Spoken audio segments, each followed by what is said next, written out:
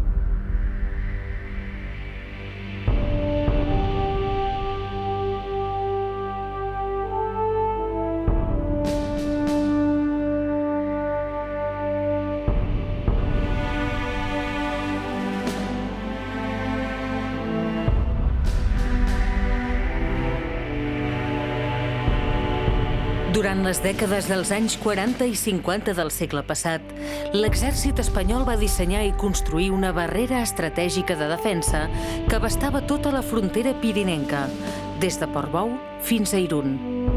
Dels 10.000 assentaments inicialment previstos, se'n varen acabar construint aproximadament la meitat.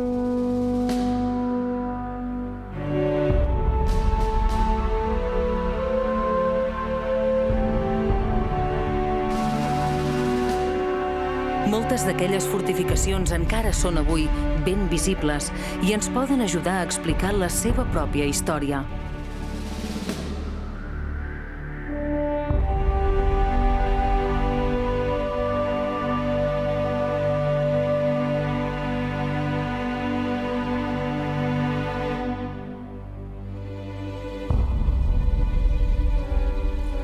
Encara no fa un any que Franco ha derrotat la República i ja té un seriós motiu de preocupació: la confrontació militar que s'estén ràpidament per tota Europa.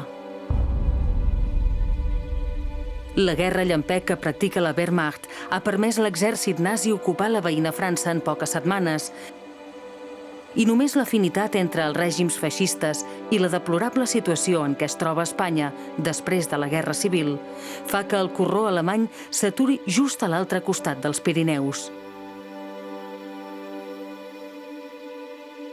En un moment donat, la preocupació de la Guerra Mundial havia tocat Espanya al 100%. Els alemanys estaven en un plan de recuperar el que s'havia perdut a la Primera Guerra Mundial.